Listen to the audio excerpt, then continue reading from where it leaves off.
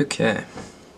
Alright, so the fly that I'm going to be tying today is a variation of the blue collar worker that Dom ties over at Troutbitten. So essentially it's just a pheasant tail variation.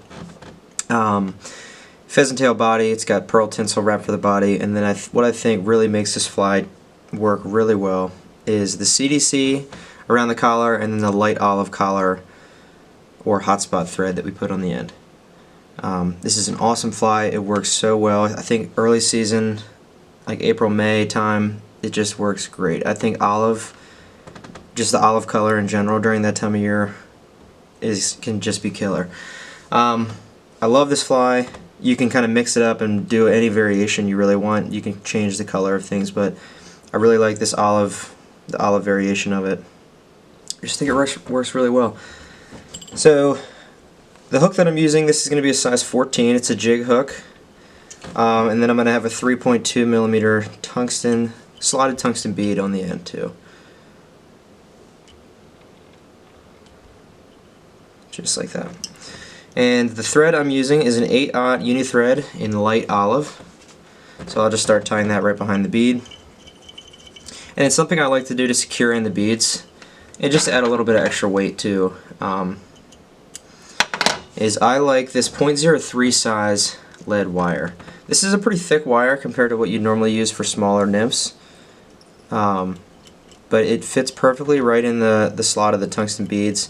So what I'm going to do is just place that in there, do a few wraps, and then something I like to do instead of helicoptering this size lead off, because this is pretty thick and helicoptering it, you might just pull it out. I'll just take a little pocket knife and right behind where the thread's tied in, I'll just like lightly press down and cut that off. And then that fits like really nicely right up in the slot of the tungsten bead, and it just kind of helps fill some of that empty space that is in the tungsten bead. So then once I have that in there and tied in nicely, I'm going to wrap all the way back to the start of the bend of the hook and just put a little thread bump there for when I tie in my pheasant tail.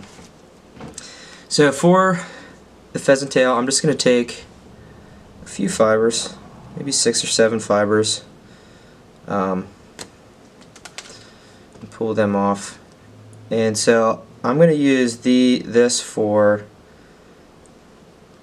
the tail as well as the wrap of the body. I'm not going to use two separate pieces of pheasant tail, and I'll show you what I mean. So for the tail, the length of the tail, you just want to go rough with the length of the body. So I'm going to use the back of the bead up to where I finished tying in as a guide, and then just lay that on there and start tying right behind that little bump of thread that you made. And that little thread bump or thread dam really helps splay out the tail fibers really nicely. And you can see as you tie down, they just open up really nice. So whenever I tie in this pheasant tail, I'm not going to tie up forward at all. I'm just going to keep it right there, just do a couple wraps, and then I'm just going to start tying in front, because I'm going to use this extra piece to wrap the body so I don't have to tie in an extra piece.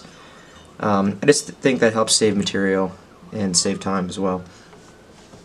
So now I'm going to use, for the ribbing of the fly, I'm using pearl tinsel. It's small pearl tinsel. And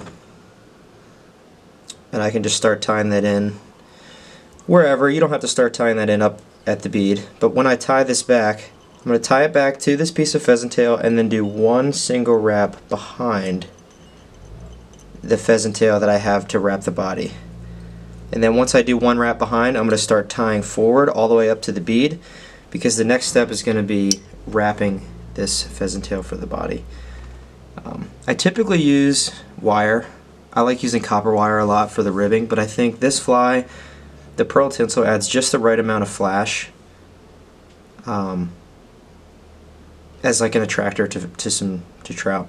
I just think it looks really nice for this type of fly. So as I wrap forward, once I tie in my ribbing material and I have the pheasant tail, I'm kind of going to work on the taper of this fly a little bit. You don't want to go too crazy whenever you're building a taper with thread specifically, because especially with this pheasant tail, it's easy to build up a taper with the pheasant tail even if you don't have a taper built with your thread. So less is more.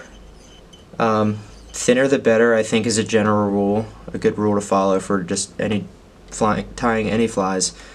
If you think about the bugs that are in the water, they're super thin anyway, so the thinner the better. And then once I get up to the bead here, I'm just going to do one single whip finish with my hands, and I'm going to use the rotary part of the vise, so that way when I rotate the vise, the thread doesn't unwrap.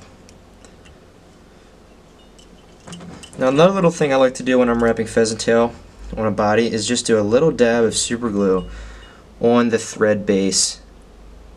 The smallest amount will do. You just need a tiny little bit. You don't really need to do this anyway, but I like to. It adds some durability to the fly.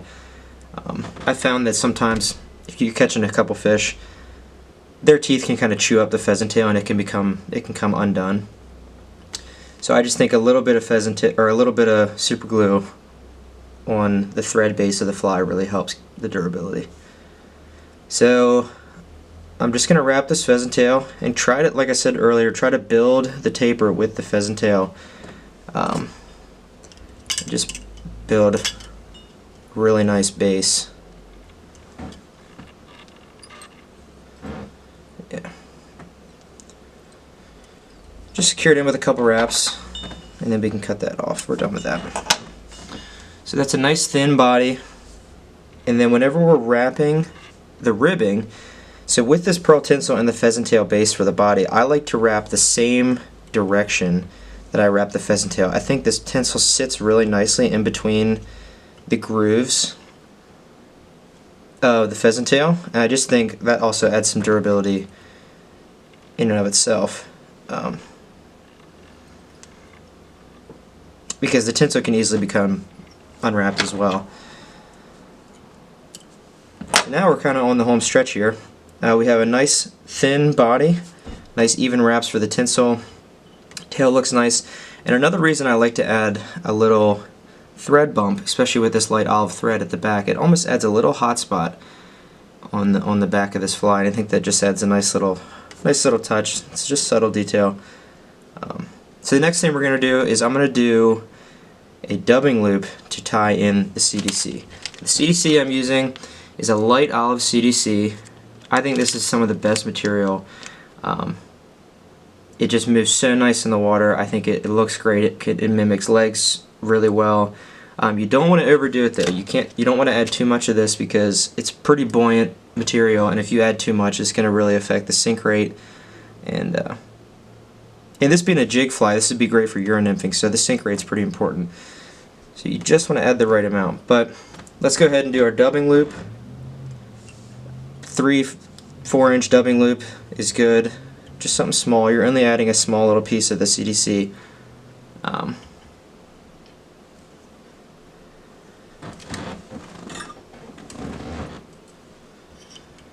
then I'm going to do another single whip finish with my fingers because I'm going to use the rotary part of the vise for this as well.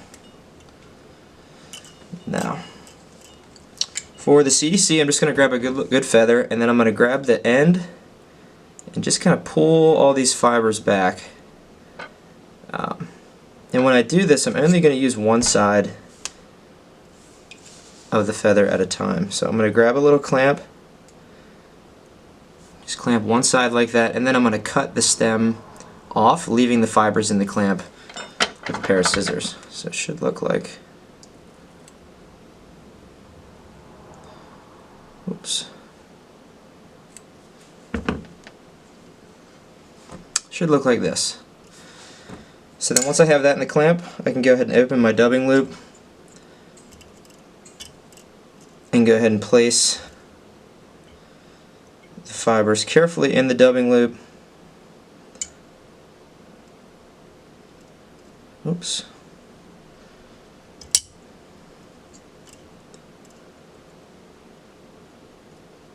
Just like that. So they should look like that, and then I can kind of adjust them as needed once they're in there.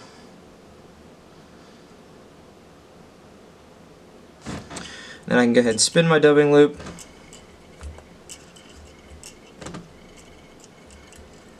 You don't want to overdo it with the spins, because if you break a dubbing loop, that's just, it's hard to redo a dubbing loop if you've broken it without building up a bunch of extra size near the collar of this fly. And you want to be as efficient as you can whenever you're building a fly, because extra size can kind of distort the proportions and just not look too well, and it may be the difference between a fish denying your fly. So once we have that all wrapped up, I'm going to start using the rotary part of the vise again, and as I wrap this, I'm going to pull back the fibers each rotation. And I'm going to try to keep this dubbing loop as close to the back of the bead as I can.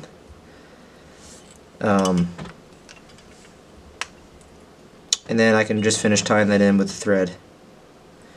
And then as you cinch it down, just be careful, because I would say this is a common place for threads. You can break a thread. So once I have that tied in and cut off, I'm just going to do a couple wraps and then go ahead and check out my CDC.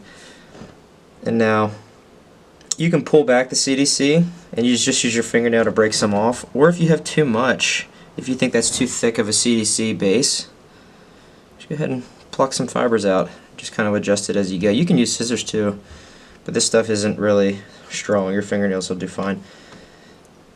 Now the last thing we're going to do is, because we're already using the light olive thread, I'm just going to do a few wraps around the collar to add a nice, or a few wraps behind the bead to add a nice collar, a nice hot spot. Now you don't want to overdo it with this.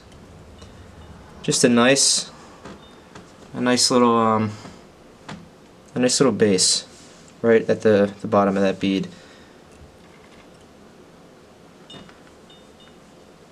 And then to finish the fly, one thing that I would recommend, so I use super glue to finish pretty much all my flies, and this is the Fly Tire Z-Mint. But any super glue would do, really. But I would say if you're going to get super glue, get one with a brush applicator as opposed to a regular dabbing applicator. This just makes it really easy to finish flies, especially the way that I do it. So what I'll do is I'll just take the thread that's hanging, and I'll just take the brush and dab only about the 1/4 inch closest to the fly of the thread that you have. And just add a couple beads of super glue there, so that way when I whip finish, it's close enough to the fly where I'm not going to get any of the super glue on my whip finish tool, but it also is enough to where it spreads out perfectly around the fly. And then I only have to do it once, and it's tied in really nicely. So there's the fly.